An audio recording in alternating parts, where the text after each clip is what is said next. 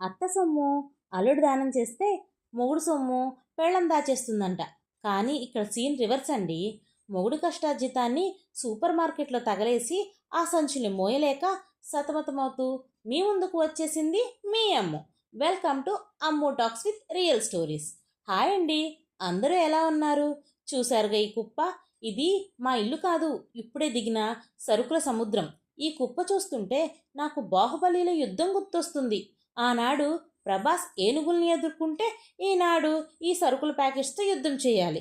ఈ యుద్ధంలో నేను గెలుస్తానా లేక సరుకులు నాతో తలపడి గెలుస్తాయా అనేది తెలియాలంటే వీడియోని స్కిప్ చేయకుండా చూడండి.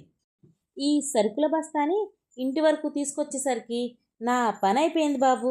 అబ్బా, నడుం విరిగిపోయిందనుకోండి. కానీ ఆ బిర్యానీ వాసన తగిలితే చాలు ఈ అమ్ము మళ్ళీ యాక్టివ్ అయిపోతుంది. ఇప్పుడు అసలు సిసలైన బిగ్ బాస్ టాస్క్ మొదలవుతుంది.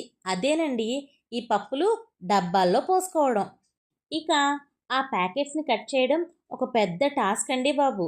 కత్తెర పట్టుకుని నేనిచ్చే ఫోర్స్ చూస్తే ఎవరో పెద్ద సర్జన్ అనుకుంటారు. కొంచెం కూడా సరుకులు బయటపడకుండా కట్ చేయడం కూడా ఒక ఆర్టేనండి.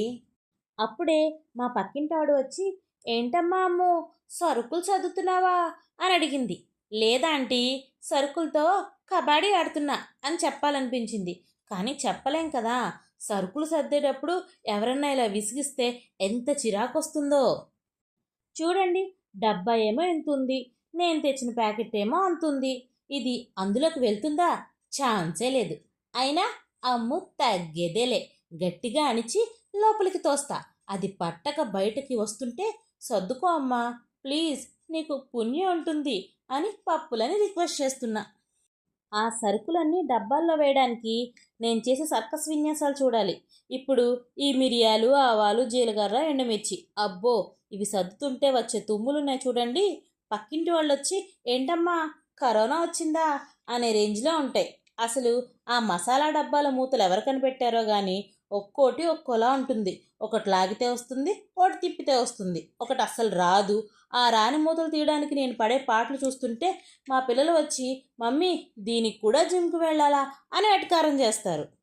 అమ్మయ్య, మొత్తానికి సరుకులన్నీ సర్దేశా.